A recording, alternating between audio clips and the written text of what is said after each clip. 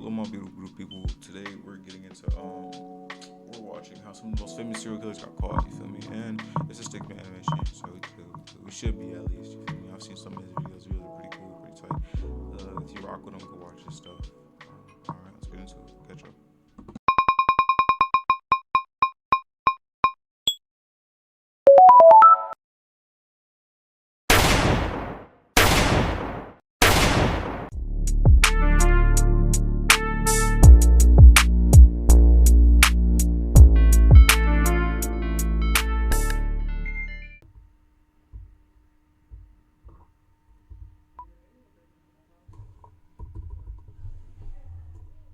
Todd. The date is April 16th, 1975. You are Sergeant Bob Hayward, a Utah Highway Patrol officer doing his nightly patrol. You're driving Sergeant up and down Bob. suburban roads thinking about this crazy shark movie that just came out called Jaws. When all of a Damn, sudden, hold on. Nigga said Jaws. How long was this?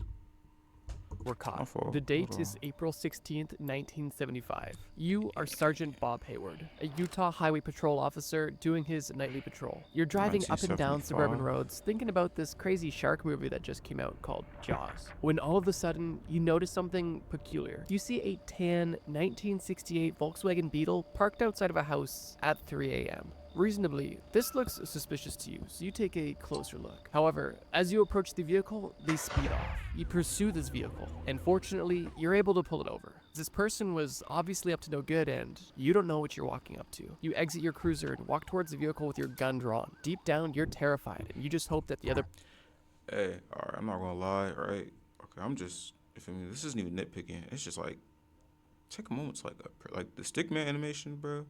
This looks beautiful. I'm sorry I paused it for that, but like this looks like genuinely beautiful. Whoever bro is who animated this, it's tough, bro. That's tough. person is more terrified than you are. You command the driver to get out of the Beetle and they comply. They apologize and say that they were just up late watching a movie in the drive-in theater. However, the movie the suspect claimed they had seen It's at the Ted Bundy. drive-in wasn't playing at the drive-in, and you knew that, which made you suspicious enough to check their vehicle. A decision that likely has a significant impact on the course of history. During the search of your vehicle, you find a lot of things, and it seems that they only get more and more grim. You find gloves, pantyhose, ripped sheets, rope, a flashlight, a ski mask, an ice pick, trash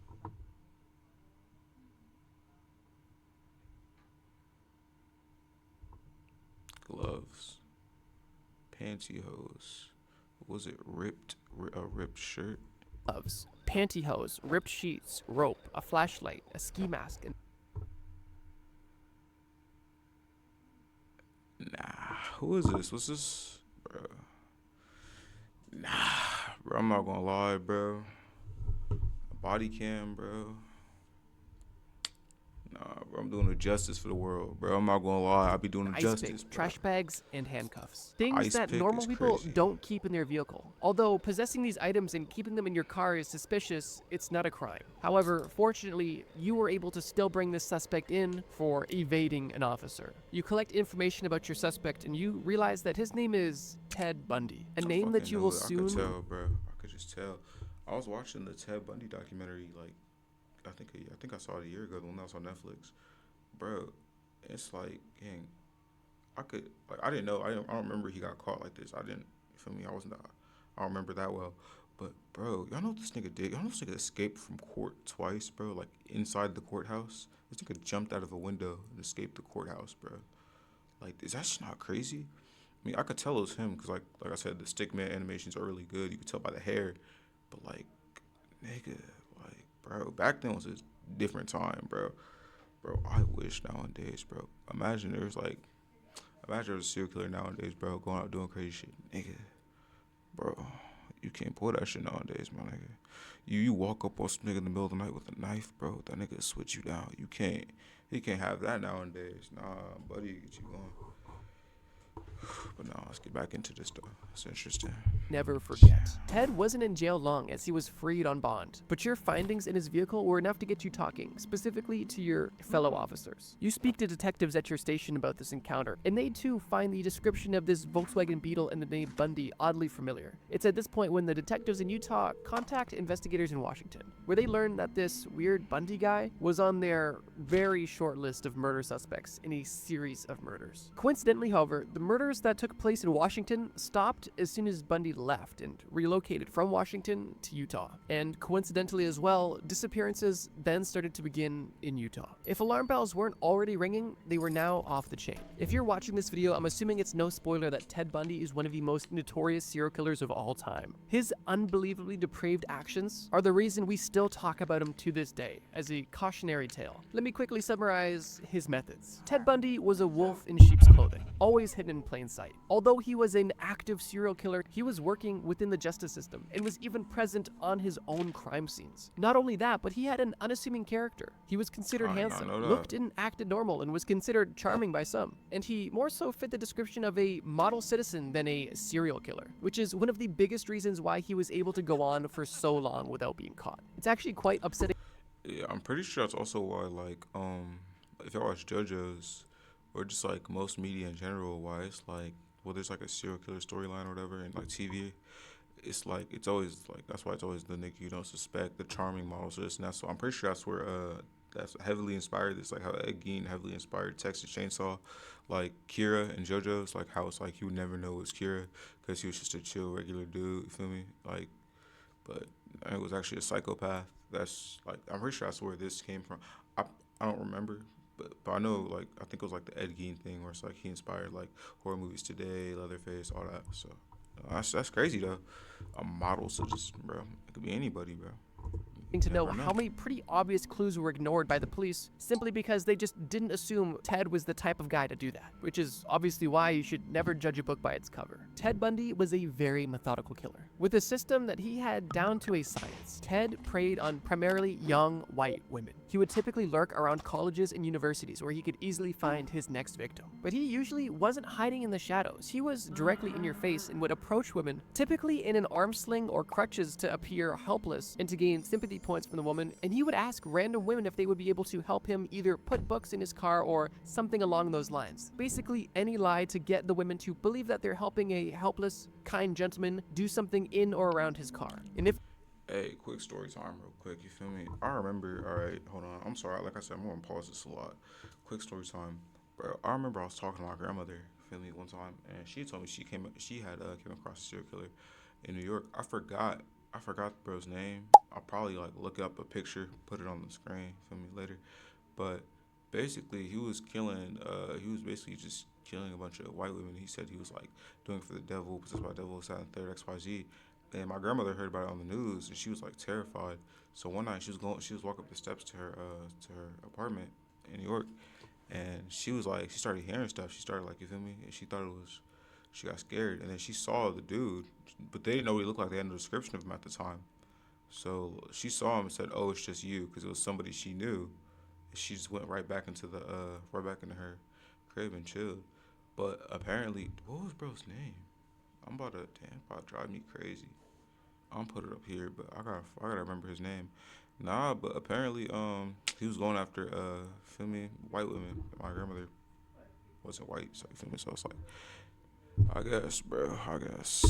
these kind women did make it to his vehicle, chances were it was basically done for them. At this point, Ted would Oh shit, my headphones about to die. Damn, it's bad time, man. Alright, we cool, yo. We cool. My fault. Our headphones died. It's cool. I got some earbuds in, so we cool. Just continue. bludgeon these women, typically kind gentlemen, do something in or around his car. And if these kind women did make it to his vehicle, chances were it was basically done for them.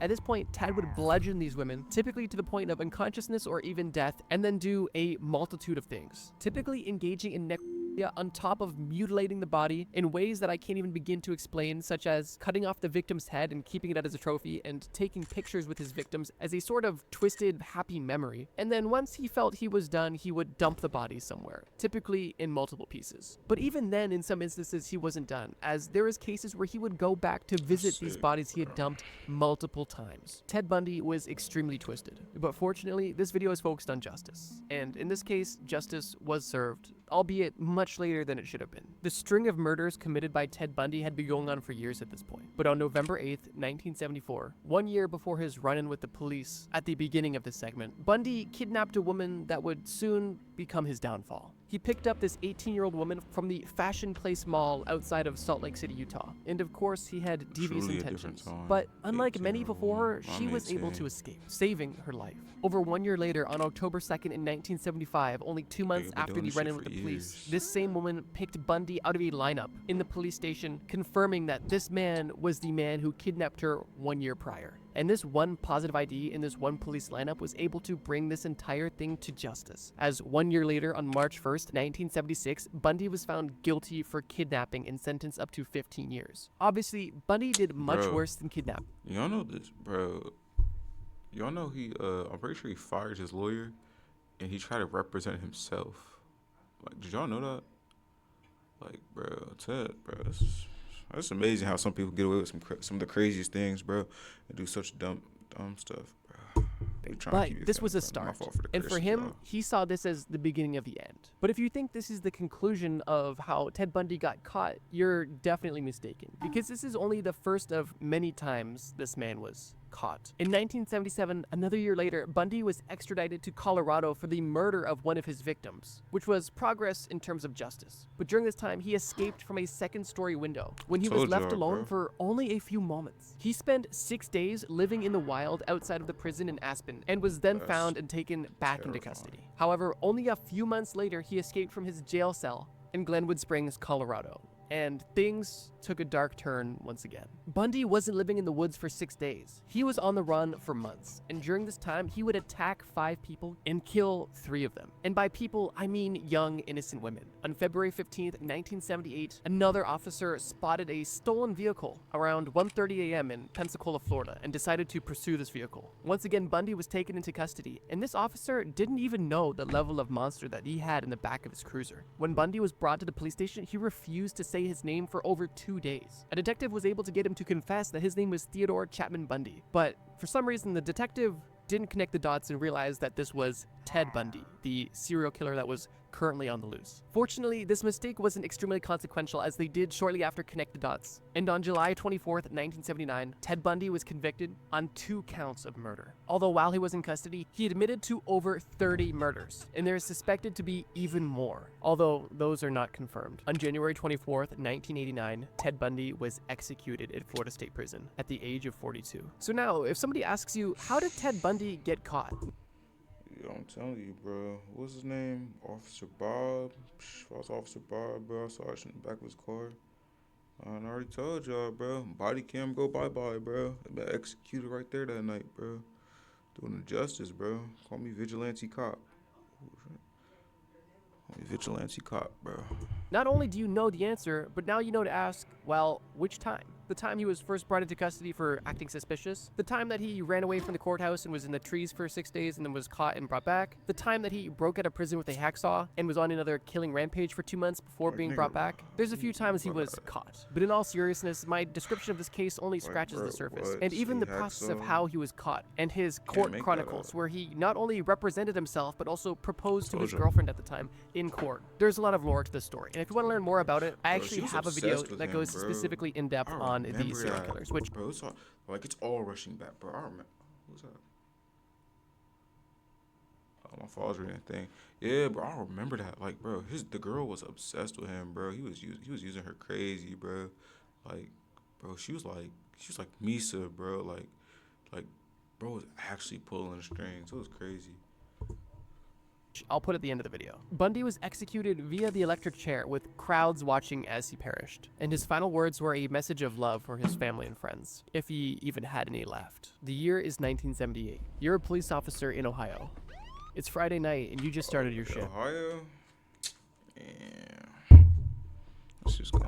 Due Let's to a see- let's see new what we safe got going driving on in initiative, Ohio. you're tasked with field So what year you sobriety say? I'm sorry, and yo. theft. What The year year did is you say? 1978. You're a police officer in Ohio. Oh, 70s in It's Ohio. Friday night yo. and you just started your shift. Due to a new safe driving initiative, you're tasked with field sobriety tests. And so far, your night is uneventful. A car drives up to your cruiser and stops. You look inside the vehicle and it's a young man. An awkward looking one at that. He and the car both seem normal, but you get an odd vibe. You ask him if he'd been drinking and awkwardly he says no. He doesn't seem drunk, just strange. And to alleviate your discomfort, you let him go. Little did you know, the person that you just spoke with wasn't any ordinary teenager. You just stopped one of the most infamous serial killers of all time. Now, Hello, my beautiful, beautiful people. Hey, I'm sorry to interrupt the video, but hey, bro, if you like what you're seeing, you like the content you're seeing come out of this channel, support the channel. You feel me? Like, sub, comment, do what you gotta do. Support the channel. Hey, even if you don't like this channel, you don't mess with the reactions, the talks, the covering topics, the short films, so all that stuff come out. If you don't rock with that, rock with the animation channel. You feel me? The other channel. You feel me? Rock with animations. Yeah, that's that. not only that, he had the body in of his first Ohio? victim in the car with him. You had just let go Jeffrey Dahmer. If this Bro, police I didn't officer know had Jeffrey- potentially acted Nah, more he was so in on Milwaukee, his wasn't strange he? feeling and looked around more, potentially one of the most infamous and disgusting serial killers would have been caught a lot sooner. But unfortunately, this early encounter was uneventful and marked the beginning of his disgusting killing no, I'd say spree. it was a Jeffrey teenager, I'm Dahmer, tripping, similar okay. to Ted Bundy, was a rather unassuming serial killer who was social, active in the community, likable, and for those reasons, able to operate almost directly under the nose of the police for way longer than he ever should have been able to. Jeffrey Dahmer wasn't a docuseries, particularly bro. Monster. brilliant serial killer Well, who not really a crossed all of his docuseries, T's is and it? dotted all of his I's. If you're familiar with Monster, how he Jeffrey committed Dahmer's his story. murders and what he did after the fact, there was a lot of opportunities for evidence to be found and dots to be connected, and unfortunately, the police took way too long to connect those dots. Jeffrey Dahmer's father was an analytical chemist, which may seem unassuming but led to a morbid curiosity that ended up consuming Jeffrey Dahmer's life. Jeffrey's father taught him how to preserve animal bones with bleach, and they would even look around their property together to find dead animals to dissect and preserve and bleach the skin and connective tissue of these dead animals. I wish my son would, bro. Like, I know this is technically the dad's fault in a somewhat kind of way, but I wish my son would take my profession, put those skills to use to become a serial killer, bro. The moment I'm just chilling on the couch, you feel me, scrolling my phone, bro, cooking, getting some ready for dinner, bro. Son comes in with a squirrel carcass, bro. You gotta get going, bro. You gone, bro. You're banned, bro. Jeffrey's banned father from the thought he household. was sharing insight into his career with potentially interesting information, but to Jeffrey, this information was highly interesting and unfortunately it was taking in a completely Sickos wrong out here, direction, bro. which we'll get into. On top of this weird dissection and scientific process, if you want to call it that, Jeff showed signs of trauma in his younger years, specifically torturing animals and being rather quiet and reserved. His father even admitted that there were signs that he didn't notice at the time, which is questionable. After graduating high school, Dahmer attended a party, something he did relatively often as he tried his best to be social. Bro. It's like I'm starting to see a pattern here, and I'm just like I could just be making this up off the top of my head, right? But I'm starting to see it and realize, bro, like Ed Gein, bro, he inspired like the Leatherface movies out there. I just said all that. Like the same thing with Ted Bundy, the unsuspecting killer, this out there, XYZ, all that. Like, and then Jeffrey Dahmer, quiet, reserved, weirdo, tortured animals and stuff. Quiet at school back. I'm trying to like Jeffrey Dahmer's kind of giving off the trying to think of educational terrorist type of, like, if you know what I'm trying to say. It's like it's crazy, like, cause hold on, when did, let me look something up. I'm not trying to be too crazy. I'm trying to, when did,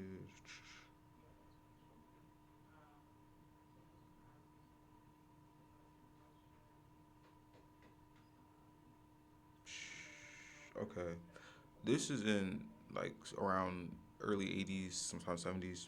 Now, when the the big infamous educational terrorism happened, it was 1999.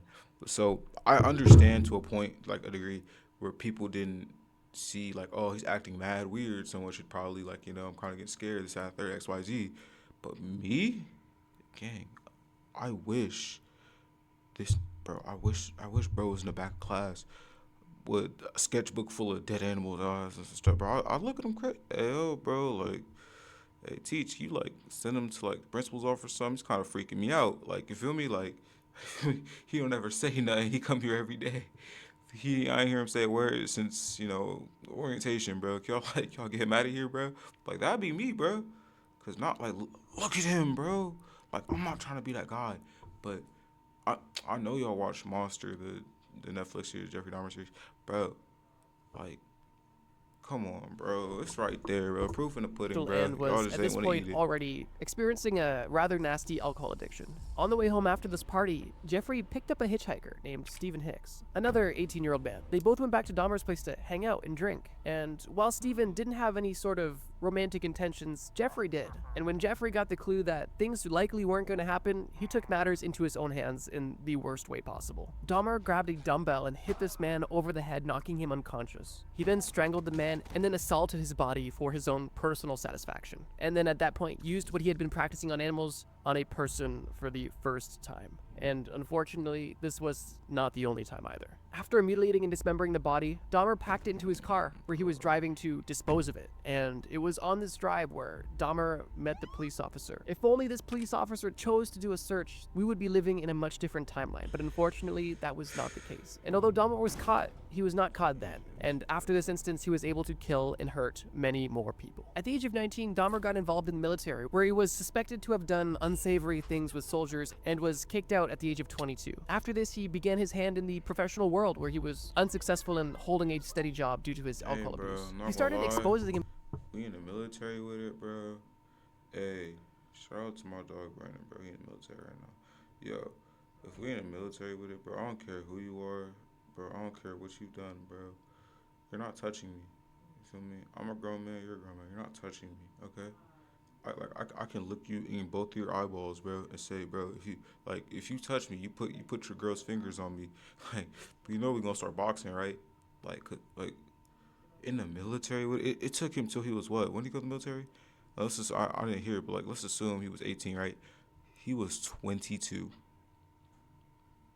He was 22 when he got kicked out for that. So just let that sink in. Himself to women and children at playgrounds, where he was caught and charged for indecent exposure, although this will be one of his most tame convictions we touch on in this entire video. Dahmer's sadistic urges were beginning to take a hold of him, and he was back on the hunt, looking for control. It was around this time in his early 20s where Dahmer began frequenting bathhouses and gay bars, where he would meet men, hang out, and then take control, to put it in his words. Dahmer was most commonly drinking these men that he was meeting under the table, and due to his high alcohol tolerance, the people that he was with were unable to keep up and likely would pass out before Jeffrey was even feeling a buzz. In these instances, Jeffrey would take advantage of these people, but even with how manipulative and horrible this is still only the tip of the iceberg when it comes to Jeffrey Dahmer. He wasn't really convicted. Okay, hold on. Damn, I just paused it. Crazy. Hey, okay, this could just be me spitballing. I know this is like a different time back then. This is 70s, 80s, but gang, like take that away, right? Even today, I feel like clearly it's not as easy, but I feel like today, right? It would be easier for like Jeffrey Dahmer to do this today than it would be for Ted Bundy to do this today, because personally, I feel like just some men are like easier than women, like, you feel me? Because like I'm not saying I'm easy, bro, but I know a lot of people who are, bro, and will give it up, bro, with the snap of the fingers, bro. So I mean, you feel me? And then just imagine that, but a gay man where I assume it's harder to find other gay men and come out. So like if you go to a gay bar, you feel me? I feel like if you think you had a connection with somebody, it'd be that easy. But maybe I'm just yapping. I don't know. But like Ted Bundy trying that now, especially like when he was doing that, what, 2-3 years in, to he tried to pick up an 18-year-old girl. Like, gang, I'm not gonna lie, bro. He would.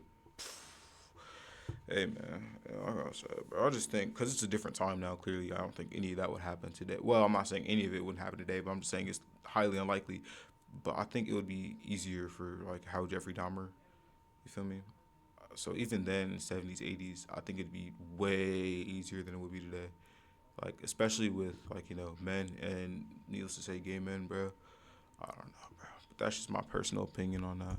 For any of these unwanted touchings, but he did get a 1-year probationary sentence for indecent exposure once again. In 1987, Dahmer knew that indecent exposure and drugging and assaulting men just wasn't enough, and he felt that he needed to get back to his old ways. Dahmer said that this second murder in the beginning of this next chapter of serial killings was actually an accident. He said he just woke up in a hotel with a dead person beside him. And even if that was true, any normal person would at that point call the police. But of course, that's not what Jeff did. Dahmer stuffed this person into a suitcase and took him out of the hotel. He took this body back to his grandmother's house, where he dismembered it, assaulted the body, and cut this person's head off and boiled it to keep the skull for his own personal use, to say the least. This trend would continue drugging, assaulting, and killing men over the next years. I know I've already gotten into detail, but there is so many disgusting and gruesome details associated with exactly what Jeffrey Dahmer would do to his victims, and there is a ton of videos about that. So let's focus in on the point of this video. Jeffrey Dahmer killed 17 men and boys between 1978 and 1991. But how exactly did he get caught? Well, as he continued his spree, he got less and less cautious and more hasty, as he simply cared less and less and was too caught up in his own fantasies, it seemed. On July 22nd, 1991, Jeffrey Dahmer lured a man named Tracy Edwards into his apartment, offering to pay him $100 for nude photographs. When they got to the apartment, that's when things started to go wrong.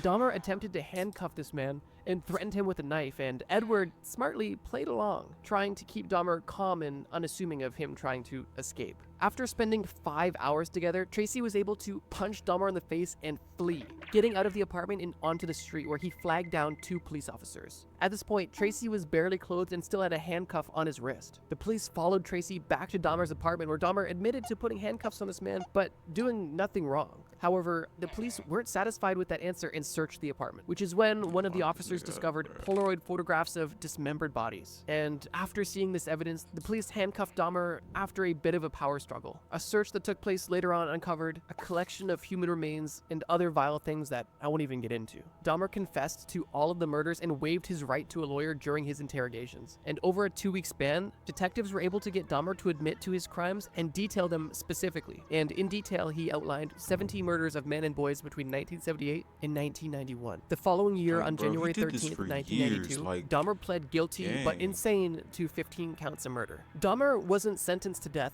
in the court system, but he was by another inmate. And during his time serving 15 consecutive life sentences, he was beaten to death with a blunt object by another inmate. Some people thought this was a poetic ending to his reign of terrors, while others didn't think that this was quite justice. No matter how you feel about this situation, the Jeffrey Dahmer story is extremely upsetting and honestly disgusting, and if you haven't seen it yet, there's an entire Netflix documentary about it. But to answer your question, how was Jeffrey Dahmer caught? One of his victims was finally able to escape and expose his human deli to the police and eventually the world.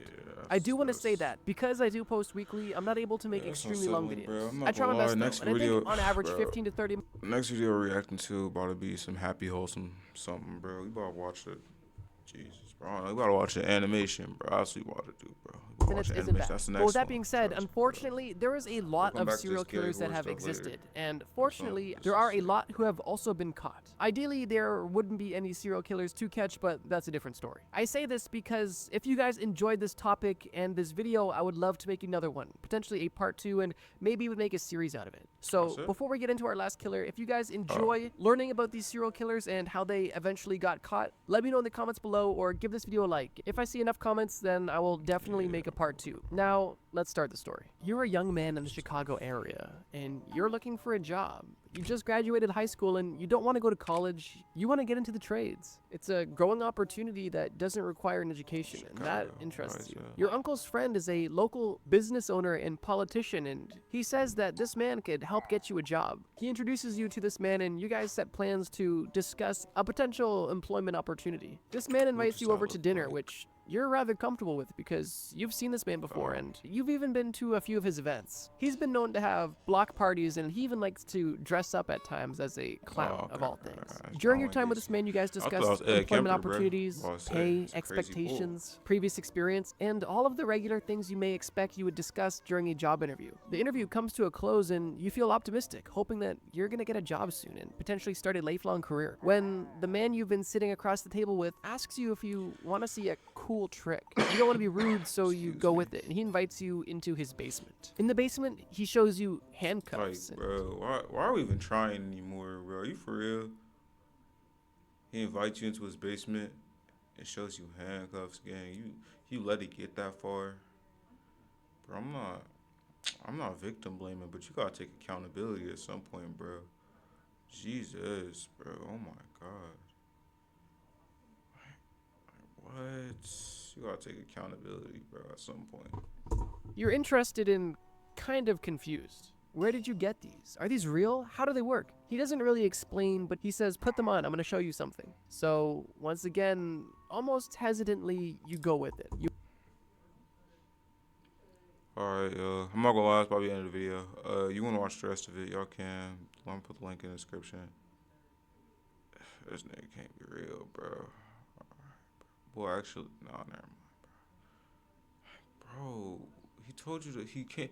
You're still in the basement too. He told You allow you him put to 'em on? handcuff you, and then he shows you that he has the keys, but not in a reassuring way, almost in a taunting sort of way. At this point, the vibe shifts immediately, and the professional man that you were just talking to upstairs is now a creepy and demented seeming individual who, at the drop of a hat, switched. The man who you thought would become your boss is now picking up a hammer, and he is now becoming the last thing you would ever see. That man was John Wayne Gacy. We're really 3 for 3 in this video Bum rushing, because so John you Wayne gotta Gacy, have, like like this, you Jeffrey like this. Dahmer, and like Hold on, nah. You like this, right? You like this. So what you gotta do is, right? He across the room right now. He got the hammer. He walking towards you all slow. Boom, bum rushing, bro. Now you take both of the hands. Boom, boom, y'all. Like Kingpin, bro. How he did Spider-Man in the first Spider-Verse movie, bro. You just got, boom, bro. You got fuck him up, bro. I'm not going. I'm 6'2", so that might work for me. But hey, man. I am not going out like that, bro. Ted Bundy was I a wouldn't be very in that situation. unassuming person who also committed most of his crimes in the 70s, which is an interesting overlap as well. I wonder if there was something in the water, but who knows? John Wayne Gacy lived in the northern suburbs of Chicago and owned a successful construction company and was a seemingly loyal father and husband to his second wife and 2 stepdaughters. He even attended church and was active in the Polish community. Gacy was also involved in the Democratic Party he and was through married that and had kids. some That's- interesting connections. Connections that I'm assuming now wish they had nothing to do with Gacy. Gacy was known, like I mentioned in the story, for throwing block parties, inviting the police, neighbors, and anybody in the community who wanted to celebrate, enjoy food, and even see a clown perform some tricks. That clown being Pogo the Clown, which was Gacy's alter ego. But even in this weird, condition, bro. in the That's weird. You throw a block party and like for entertainment, you're the clown. They're like, there's nothing necessarily like. That's just weird. Like, it's not necessarily wrong with it, but it's just that's like I can't even say for your kid's birthday party, you're the clown, because that's your kid. He's doing this just because, like, and it's his house, his party. That's I don't know how to compare anything to that. That's just weird. Like, you're northern just suburbs being a of weirdo. Chicago, living a personally, that's not. seemingly nice life before anything was ever found out. Before he was ever caught for his 32 murders, he already had a dark and shadowy past. Gacy was previously arrested for assaulting 2 young men in Iowa. And if that's not crazy enough, this was also the exact same time when his first wife was giving birth to his child. Literally insane. For these crimes in Iowa, Gacy was You should caught stay with him and and served have time in another one, prison. bro. He was sentenced to 10 years but only got 18 months and was released on parole. So technically that was the first time Gacy was caught, but that's not the only time he was caught, so let's keep going. It was after this release from prison when Gacy divorced his first wife and moved to Chicago, where now we're up to speed. From the outside, it seemed that Gacy was living a great and rather successful life, but that couldn't be further from the truth. His marriage was falling apart after telling his wife that he was bisexual and wanting to get men involved in their relations, and their divorce left Gacy a lot of free time to indulge in his fantasies. On December 7th, 1976, a young man named Robert who was working at a pharmacy stayed after work to talk to a man who said that he could have a construction job available for him. Sound familiar? Gacy offered cool, to pay bro. him double what he was making. An interesting proposal to anybody. This young pharmacist That's obviously tempting, but I'm was cool, never bro. seen again. And worst of all, while Robert was meeting with Gacy, his mom was outside waiting for him to finish work and to drive him home, as she was his ride and she was gonna take him home so they could spend time together, as it was his mom's birthday. Once again, horrible timing. Fortunately, in this situation, the police weren't completely oblivious, and almost immediately after this case was brought to the police were already suspecting something was up with Gacy, specifically because they knew about his past, and one of the detectives on this case even called Gacy directly. Although, to be fair, one of Gacy's own employees went missing, and when people begged the police to investigate Gacy then, which was only a year prior, those requests were ignored. If you really want to be mad, in 1977, a young man went to the police station and reported that Gacy had kidnapped him and threatened him with a gun. And when questioned, Gacy admitted to the entire situation but said that it was consensual and that this man was lying. And the police sided with Gacy in this situation and he was let off. I know. Crazy. I didn't mean for this video to be a compilation of horrible police work, but that's definitely becoming a common theme. Back to the Rob situation. After the investigation continued, the police were able to get a search warrant for Gacy after he was late for the interview that they requested of him. Gacy reluctantly gave his keys to the police and he was held at the station while they searched his home. The police found a receipt for a roll of film that Rob had owned, proving that Rob had been in Gacy's house. And they also found a ring that another lost boy was missing. Although they weren't able to charge him with anything with these facts, they were able to put him under surveillance, but they did have to let him go at this point in time. Strangely, while under surveillance, Gacy invited the two police officers watching him into his house and offered them coffee. These officers noticed a horrible smell inside the house, a smell that a police officer would definitely recognize. The smell of death. But still, this wasn't the end quite yet. Days later, You done fucked up, my nigga. Get him out of here. Get him out of here, yo. My fault. I wasn't saying that. I was invested. while still get him outta here, obviously though. under surveillance, Gacy was caught selling weed to a gas station employee where he was arrested and once again interrogated, where detectives had more ammo to interrogate him with, and they threatened to literally rip up his floorboards if he did not tell the truth, which they obviously meant hypothetically, but physically they did end up doing that and finding exactly what they were looking for. While in jail, he did admit to killing one person, but claimed it was only self-defense. That's Gacy led crazy, police though. to the Crazy place in his picture. basement Not where he gonna lie. Hey, that nigga's like, I know he got a basement and everything. I nigga's floorboards, bro. Why was it so hollow? Why was it so much empty? That's just bad. That's just bad construction. Like, who built that, bro? That was bad. Hold on, let me show. Like, bro, hold on, let me show. they did end up doing that and finding Like, look, bro's waist deep down here, gang. Like, I know he was hiding bodies down here and stuff, but I don't think he didn't build this house. I don't think. So whoever built this is just like this looks like what's it called, bro? Plywood, bro. Is that what it is? I forgot. Like the really thin wood. That's just like, damn. I would hate to live here, gang. Not gonna lie. self-defense. Gacy led police to the place in his basement where he hid one body, and upon further investigation, the police found a trapdoor where they found at least 3 other bodies. When this information was shared with Gacy, and Gacy knew the jig was up, he went on a multi-hour-long rant, speaking in the third person like a lunatic, admitting to everything, and claimed that he had killed at least 32 young men and boys, and that 27 of them were buried on his property. In April of 1979, a grand jury indicted Gacy on a total of 33 murders, which at that point in history was the largest number of murders associated with one person. While in custody, Gacy admitted to more and more gruesome details about his murders, and the police were able to validate all of these stories by finding evidence within his home. On February 6th, 1980, Gacy pled not guilty to all of the charges, and his lawyers tried to pull a insanity card, but that didn't work. Gacy was of course found guilty and sentenced to death. After 15 years on death row, Gacy was killed by lethal injection on May 10th, 1994. But there you have it.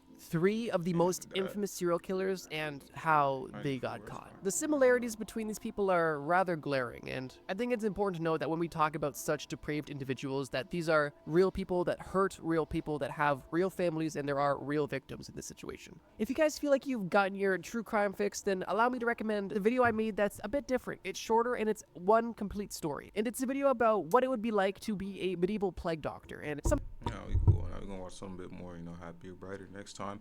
Hey, bro. Or I say, rest in paradise to everybody that did pass away from these sick individuals. You feel me? Clearly, there are some people in this world that just aren't meant for this world. But hey, I don't know, praise the justice system or something.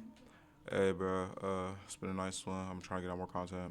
Like I said, we still trying to work on a short film. We're gonna get it done. Try to drop an animation before the end of the month, maybe two. If we have time. Finally got my pencil. You feel me? I was using just the finger and the phone. Got the tablet and the pencil now. So, next one gonna be animation we watching. Um, I think that's it. Like Ninja Ninja, it's been a bomb hanging out with y'all. Love y'all.